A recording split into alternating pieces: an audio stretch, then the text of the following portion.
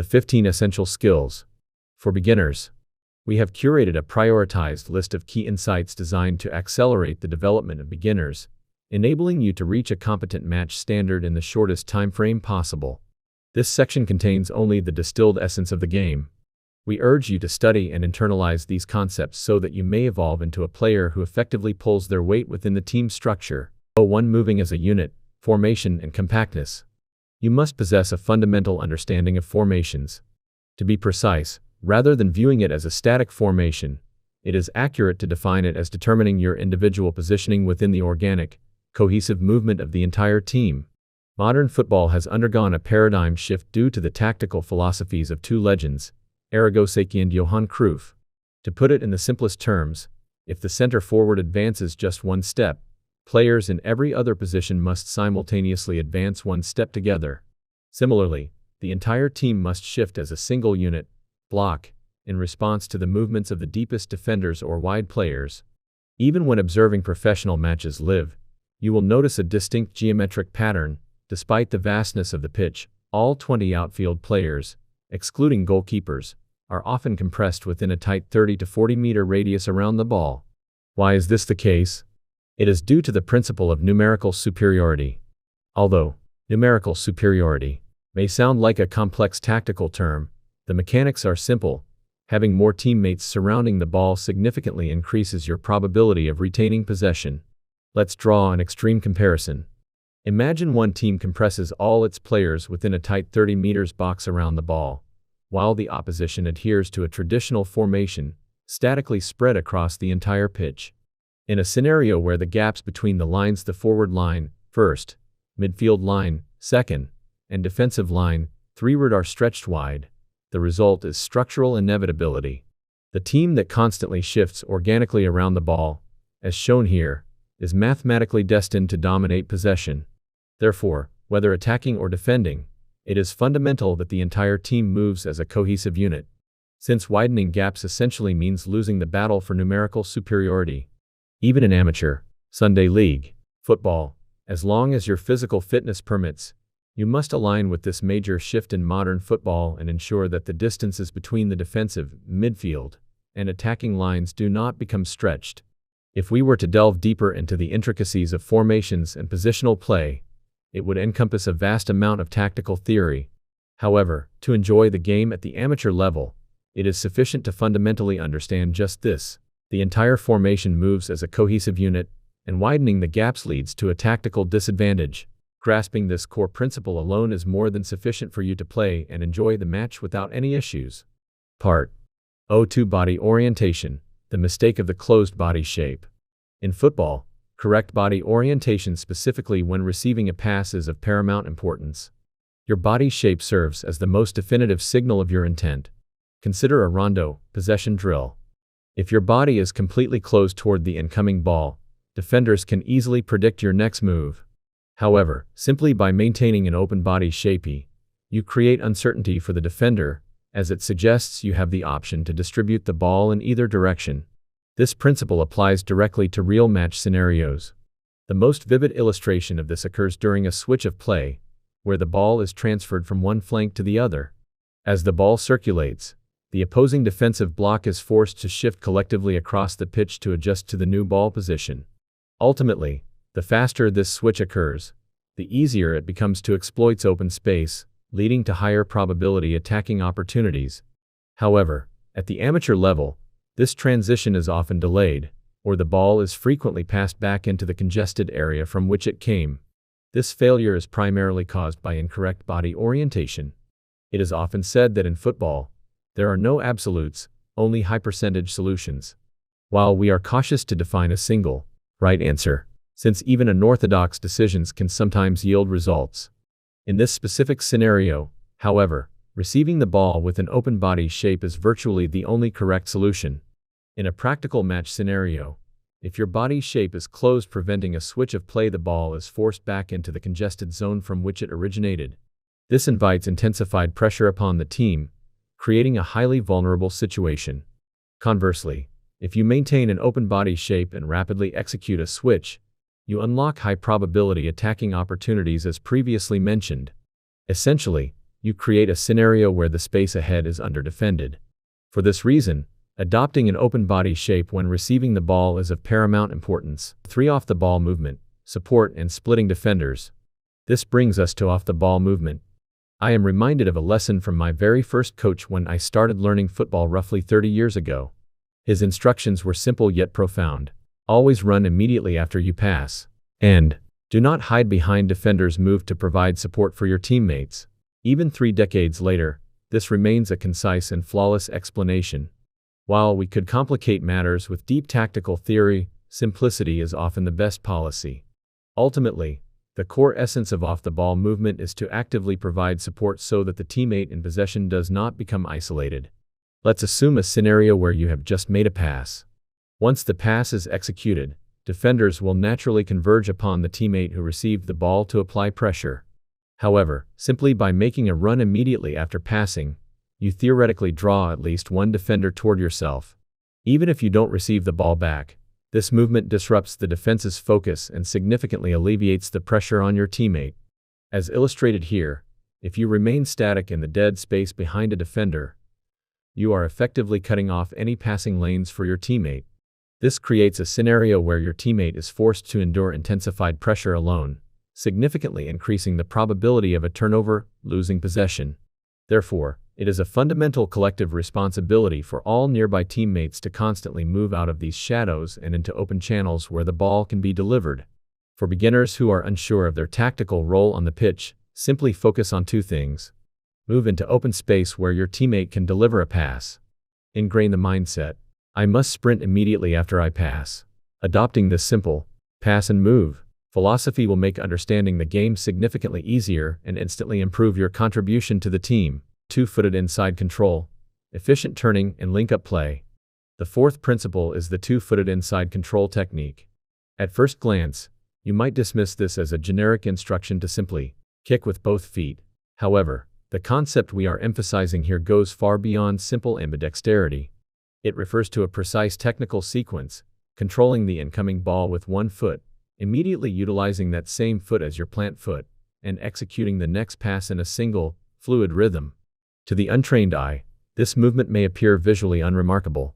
However, considering this is the 4th key insight and the very first individual technical skill introduced in this curriculum, we believe this is arguably the most critical technique required for any beginner to truly enjoy the game. The first reason is directly linked to the body orientation skill we discussed earlier. While maintaining an open body shape is critical, this technique ensures that the action of receiving and turning remains fluid and rapid. Consider this. What happens if you open your body to receive the ball, but then attempt to take your second touch with the same foot you used to control it? Biomechanically, this forces you to take an extra step to regain balance, inevitably delaying your next move. You might ask, can't I just touch it again without that extra step? In reality, doing so feels highly unnatural and makes it nearly impossible to execute an accurate dribble or pass. In conclusion, whether you are playing a return pass or switching the play, this technique is the key to executing the most rapid and seamless touches in every match scenario. There is a second critical reason why this technique is essential. It is a common cliché in football that one-touch passing, non-stop pass, is the ideal. However, a successful one-touch pass requires a complex, split-second assessment of numerous variables: the speed of the incoming ball, the positioning and intent of your teammate, and crucially the positioning of the defender. While a successful one-touch pass is undeniably effective, forcing it without this assessment frequently leads to interceptions. For instance, as seen in this scenario, if a defender's leg is blocking the passing lane, you must kill the timing, pause the tempo for a brief moment. In this exact situation, the control plant pass sequence using opposite feet is the perfect solution. Why? Because it allows you to pause just long enough to evade the defender's block, yet still enables you to release the pass at the earliest possible moment immediately after. In fact, it is widely understood that German youth development programs utilize this specific movement as a key benchmark for player assessment. Tests are often conducted to measure the time required to complete a set number of passes using this exact technique. This validates just how fundamental and critical this skill is. Therefore, if you are a beginner starting your football journey, I strongly recommend dedicating significant practice time to mastering this movement. Long kick. This section covers the long kick, a topic frequently discussed on our channel and many others. Because of its critical importance, however, I want to approach it through a slightly different lens and tactical flow. Do you remember the first chapter where we explained moving as a unit as a fundamental concept of modern football? Let's imagine a scenario where our team is attempting a build-up from the back while under heavy pressure. Suppose the wingback has possession, and the opposing winger is sprinting toward them to press. In this moment, what should the build-up priorities be? In such a situation, the teammate you must look for first is the midfielder. This represents the most stable and reliable method of build-up. However, if you judge that passing to the midfielder is too risky because they are tightly marked, you must then look for the winger. If the winger is also marked, you look toward the center back. If even the center back is marked, you are facing a high press, front-line press scenario during your team's build-up. In these moments, the long kick becomes crucial. This is because an opponent's high press represents both a crisis and a significant opportunity for our team. As previously mentioned, when an opposing team moves as a cohesive unit and commits their midfielders, wingers, and even center backs to a press, their remaining defensive line must also push up to a high position to maintain compactness. In such a scenario, where is the most effective area to deliver the ball? Exactly as illustrated, the statistically superior option is to send the ball over the opponent's pressing lines, forcing a direct duel between our attackers and their defenders. While attempting a more sophisticated short passing build-up or using dribbles toward the flanks to bypass pressure are valid methods, I want to emphasize that the long kick is an absolute necessity in these specific circumstances. In such situations, the long kick is an indispensable skill. If the long kick is executed with precision and our forward speed, pace, significantly outmatches the opposing defenders, the opponent will be deterred from easily attempting a high press. In essence, the long kick alone is a technical tool capable of neutralizing the opponent's entire tactical scheme. Understanding different trajectories.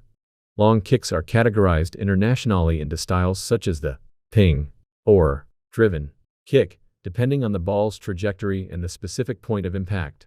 For beginners, however, I highly recommend first mastering the ping, the high, lofted kick that floats through the air.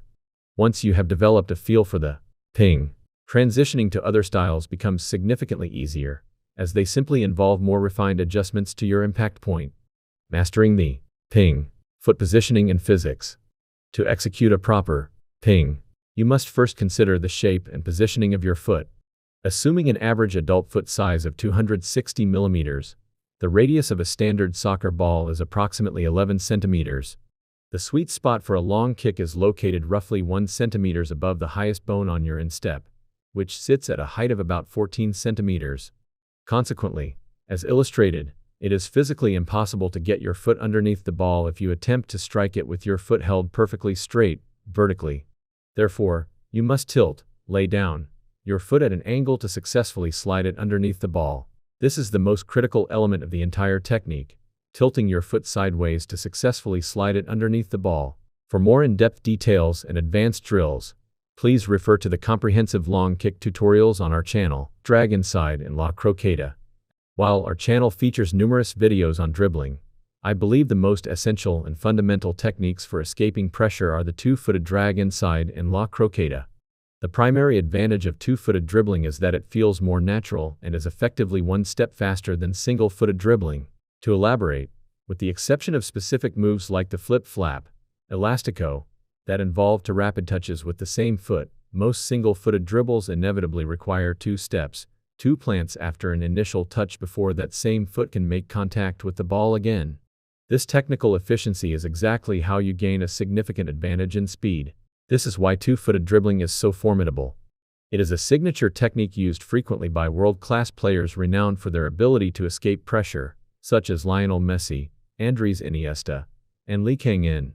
For this reason, I have included this as the sixth most essential skill in this curriculum. I strongly recommend that you practice until this movement becomes second nature, running with the ball. At its core, dribbling is the technical skill of moving both your body and the ball simultaneously. Dribbling styles vary based on their primary objectives such as retaining possession, shielding, or executing a breakthrough and utilize different surfaces of the foot, including the inside, instep, and outside. The specific technique we are discussing here, however, is a fundamental dribble designed for absolute beginners, running with the ball. True to its name, this involves sprinting while in possession of the ball. While it may appear to lack complex flair, it is a non-negotiable, essential skill that I strongly urge you to master.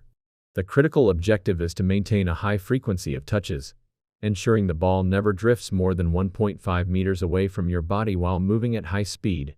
Furthermore, rather than hitting or striking the ball, you should focus on the sensation of pushing it forward using the base of your fourth toe.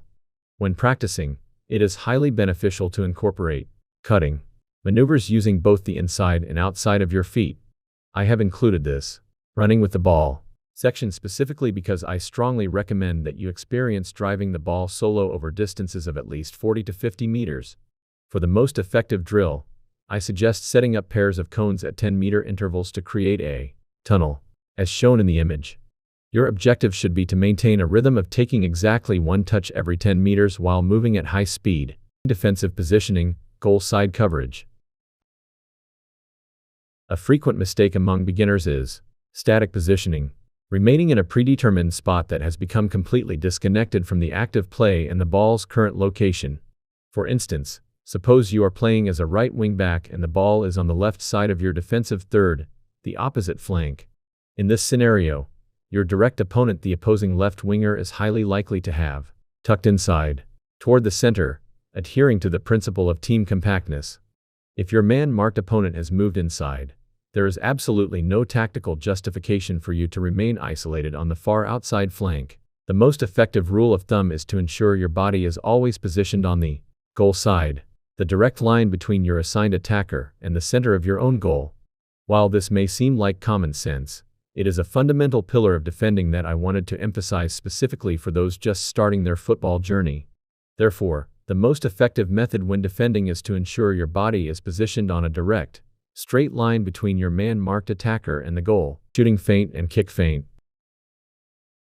There are many ways to deceive an opponent in football, but one of the most intuitive and straightforward methods is, in a sense, deceiving yourself. What this means is that throughout a match, there are natural, expected timings for when you should pass, kick, or shoot. Ideally, a player should execute those actions in perfect harmony with the flow of the game. However, the opposing team is an ever-present variable. The technique of initiating a shooting or kicking motion and then abruptly canceling it using the initial movement as bait to bypass an opponent is widely known as a shooting feint or fake shot. While it may not be the flashiest move in your arsenal, it is an exceptionally high-utility skill. Fully understanding and mastering this technique will provide a significant boost to your overall match performance. First, the most fundamental shooting feint involves pretending to kick the ball, then slightly cutting, hooking it to push it toward the opposite side. This folding method is highly effective because it allows you to create a secondary shooting opportunity with your opposite foot in just one additional touch. However, if the opponent anticipates the move, the probability of losing possession is quite high. Therefore, it is best to use this specific technique only when you are absolutely certain that you have deceived the defender, particularly in high-success scenarios, such as when a defender is already committed to a sliding tackle. The second method also involves folding the ball, but with a key difference from the first style. Instead of pushing the ball far enough to immediately transition into an opposite foot shot, you slightly rotate and stop the ball to position it in the dead center of your body. While this approach requires one additional touch to execute the subsequent shot, it makes the ball significantly harder for the defender to steal. Furthermore, it offers the tactical flexibility to shoot again with your original foot if the situation demands it. The third variation is a technique frequently seen in futsal scenarios. Since futsal players primarily utilize the sole of the foot, it is very common to initiate a shooting motion and then abruptly trap the ball with the sole, as illustrated here. While rolling the ball toward the center of your body with the sole aligns with our second method, this specific variation involves pushing the ball forward in the same direction as your original intended strike. By doing so, you execute a go-stop rhythm, the fundamental principle of all effective feints. This sudden change in momentum baits the defender, creating a viable gap or window through which your subsequent shot can pass. The fourth method involves folding the ball behind your standing, plant, foot. The primary advantage of this technique is superior ball retention. Because your body is positioned directly between the ball and the opponent, you create a natural barrier that makes the ball much harder to steal. On the other hand, a notable drawback is that the angle of the fold is relatively less aggressive compared to moves that bring the ball across the front of your body, making it a slightly less offensive option in transition. This behind the foot method can be further categorized into approximately 3 distinct variations. The first is the back foot technique, more commonly referred to in English-speaking regions as the behind leg.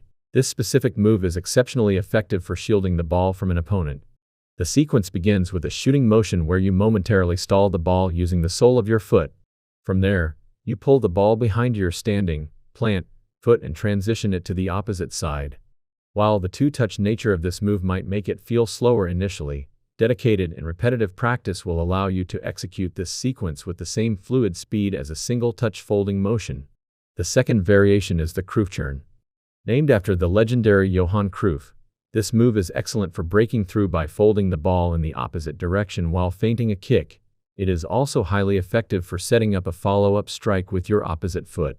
The secret to the Croqueta lies in the specific shape of your legs, as shown in the diagrams. Leg movements can be categorized into internal and external rotation. In this turn, while the plant, standing, foot remains stationary, the kicking foot rotates internally, inward, to create the signature, hooking, shape. While the folding angle may be less aggressive compared to forward-facing maneuvers, the primary advantage of the Croqueta is that it allows you to protect the ball while changing direction in a single, fluid motion. The third variation is the technique widely known as the Ronaldo chop. It is the signature move of Cristiano Ronaldo. As you can see, it involves faking a shot or a cross and then performing a slight hop to touch the ball behind your standing leg. Now, I will share one essential method to make all the shooting and kick feints we've discussed look more authentic and convincing to your opponent. The secret lies in the opposite arm swing, the arm opposite to your kicking foot. While this arm swing is naturally executed to maximize the power of your strike and maintain body balance, it is also a critical element of deception in a shooting feint. The more powerful and threatening your actual shots and kicks are, the more likely defenders are to be completely shaken off by the mere motion of this opposite arm swing. Throw-in fouls. The most frequent mistake made by those who are new to football is arguably the foul throw. To execute a legal throw-in, the ball must be delivered from behind and over the head, in one continuous motion. No feinting is allowed, and both feet must remain in contact with the ground at the moment of release. Common scenarios that lead to a foul include lifting your feet off the ground in an attempt to throw the ball a long distance, abruptly changing the direction of your throw mid-motion because the intended teammate is being marked by a defender, gently pushing or tossing the ball forward without fully bringing it from behind the head, often occurring when trying to throw too softly. A throw-in is arguably the only set piece where the attacking team is inherently at a disadvantage. Because the ball is delivered by hand and the thrower is momentarily out of the active play, the opposing team often finds it easier to organize their mark. To mitigate this disadvantage, it is best to throw the ball as quickly as possible the moment you pick it up. Furthermore, even if a defender is tightly marking your teammate, you can maintain possession by aiming for your teammate's far foot, the foot furthest from the defender. This allows them to control the ball effectively or play a one-touch return pass. Essentially, remember these two keys: execute quickly and aim for the foot furthest from the defender. Beyond these basics, there are numerous advanced throw-in tactics. However, since specific tactics require prior agreement and coordination within a team, I will address them at a later time. For now, please remain vigilant about the throw-in fouls explained previously, and simply remember these two words: fast and far foot, using the full width of the pitch. In football commentary, we often hear the phrase, "They need to use the pitch widely." But what does that actually mean, and why is it so important? To explain this, we must revisit the concept of team movement discussed at the very beginning. A well-organized team naturally shifts its entire defensive block toward the side where the ball is located. So, what is the effect if our wingers or wingbacks stay as close to the touchline as possible to receive the ball? Ultimately, when the ball is developed on one side, the entire defending team must shift as a unit to regain possession. The closer you stay to the sideline, the more ground they are forced to cover, leading to significant physical exhaustion for the opponent. Repeatedly forcing these long lateral shifts will eventually leave the defense in disarray. This tactic is particularly effective in amateur matches between beginners who may struggle with both fitness and positioning. To execute this successfully, two things are essential: the technical ability to deliver low, powerful passes and the tactical awareness to stay wide at the touchline. Non-stop pass. In actual match play, this is the area where the gap between former players and novice amateurs is most apparent. A non-stop pass, literally, is a pass that connects to a teammate with a single touch, without stopping or retaining possession of the ball. The reason this pass is so powerful is that opposing defenders naturally follow the ball's trajectory with their eyes and bodies. Specifically, the power of a non-stop return pass lies in its ability to force a defender to stop in their tracks. Just as they are about to close in on the receiver, the ball is sent elsewhere or returned immediately without stopping, effectively freezing their movement. When these non-stop passes are connected 2 or 3 times in a row, it creates what is commonly known as tiki-taka. Once the ball begins to circulate non-stop, the defenders are left with no choice but to helplessly watch the ball move around them. This is because, quite simply, a human can never outrun the ball. Ultimately, to regain possession in such a scenario, you must create a numerical advantage, having more teammates in the area. If the opponent manages to increase their defensive numbers to counter you, you simply switch the play to the opposite flank again. It is a cycle that repeats itself throughout the match. Therefore, the highest level of this technique is using a single touch to 1. Score a goal directly. 2. Connect to a teammate in a scoring position. 3. Pass to a teammate in a better tactical position. 4. Pass to someone who can then facilitate a pass to a player in an even better position. If those options are unavailable, you should then look to take a touch to create a passing angle, or take an extra touch to drive forward for a shot. While there are many factors, we believe this ability to play with a high tempo is the most significant difference between former professionals and novice amateurs. Cut dribble. This is a technique that amateur beginners would benefit greatly from learning early on. While it is a fundamental dribbling skill, one that former players or advanced footballers might think requires little instruction, it is actually a critical tool when you consider that football is not a linear sport, but a game defined by constant changes of direction and deception. Specifically, the reason beginners often look awkward when attempting this move, as seen in the images, is due to the positioning of their standing foot, plant foot. The core essence of the cut dribble, true to the literal meaning of the word cut, is to stop the ball abruptly and change direction to the opposite side. To execute a move where you stop the ball by cutting its trajectory as sharply as a knife, the absolute requirement is that your plant foot must be positioned ahead of the ball. The decisive difference between the two movements shown on the previous page is this: when the plant foot leads the ball, the execution appears proficient. However, if the plant foot is merely level with the ball or fails to get sufficiently ahead, the move will inevitably look awkward. While the outside cut is generally more advantageous for this technique, I believe there is no drill more effective for solo practice than the figure 8 dribble shown here. Additionally, this drill can also be performed using an inside cut to improve versatility. Juggling. Juggling is an essential skill for impacting the ball accurately. There is an expression I often use when teaching children who are learning soccer for the first time. Ultimately, you have to touch the ball a lot. In the end, the number of ball touches per unit of time must increase. This means you should spend less time chasing after the ball and more time actually touching it. Juggling is the very method that can dramatically increase the number of ball touches you get in a short period. Since it is difficult for beginners to do it right away, you should start by holding the ball with your hands, kicking it once, catching it, and repeating this process. Ultimately, juggling is the skill of placing the ball well so that you can make the next kick.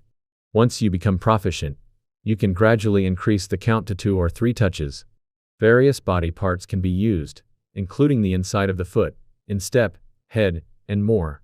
While it's hard for beginners to excel immediately, there is no skill that improves as noticeably as juggling if you practice consistently. It is an absolute necessity, so please make sure to practice. Priorities of passing. Beginners learning soccer often feel confused or don't know where to pass once they have the ball. Many also have misconceptions about passing. For those people, I would like to explain the priorities of passing. Of course, there is no single correct answer. However, if you understand the following principles, making decisions during an actual match will become much easier. 1. In the attacking zone. If you are in a position where you can take a shot, you should shoot. If you are not in a shooting position, it is best to pass to a teammate who is. A shooting position generally refers to areas near the goal or inside the penalty box. As you move toward the sidelines, the sides, it becomes a non-shooting position. 2. In the midfield. Similarly, the best option is to pass to a player who can shoot immediately. If that is not possible, pass to a player who can then deliver the ball to a shooter. These will mainly be the wingers. 3. In the defensive zone, most important. Actually, the most important thing is knowing the passing priorities in the defensive zone. This is because, among beginners, those playing as defenders are often the ones with the least experience. The build-up, the process of moving the ball forward, begins right from the defense. First, for center backs, CB, or side backs, SB, the best option is to pass to the midfielder in the center. In fact, it doesn't matter whether they are a defensive or attacking midfielder. If a midfielder is in a free state, unmarked, giving them the ball is your number one priority. Even if the midfielder is only one step ahead of you, it is better to pass to them. The reason is that if a midfielder loses the ball while trying to make a play, you are still behind them as a defender to cover. However, if you, as a defender, attempt a risky play just because the midfielder is close to your position and then lose the ball, it creates a very dangerous situation. That said, it is rare for a midfielder to be left completely free. In such cases, the ball must move toward the sideline, the side. In this situation, the standard practice is to develop the play toward the opposite side from where the ball originated. As mentioned repeatedly, this is because the opponent's defense is likely to be concentrated on the side where the ball currently is. Therefore, switching the ball to the opposite side is probabilistically a better play. Once the ball has been shifted this way, assuming the central midfielder is still marked, it is best to quickly connect the pass to your team's winger. However, if both the midfielder and the side back are marked, it means the opposing team is applying high pressing. In that case, since the opponent's space behind the defense becomes their weakness, it is probabilistically better to look one level beyond a long pass. But for this to work, the defender's kick must be accurate and travel far, and there must be an attacker who recognizes the long ball and starts running into that space. Also, this cannot be done if there is a significant difference in running speed between the attacking player and the defending opponent. While speed gaps might not be as prominent in professional level matches, they are very common in beginner amateur games. In such cases, players often have no choice but to continue a frustrating game where they cannot break through the pressure. We are football fanatics from South Korea, the land of Sun Heung-min, dedicated to the deep study of the beautiful game. Although we currently use AI for our English dubbing, our content is driven by a singular goal: to provide the most overwhelmingly detailed and precise football education in the world. Let us be clear, we are on a mission to become the world's #1 authority for in-depth football excellence.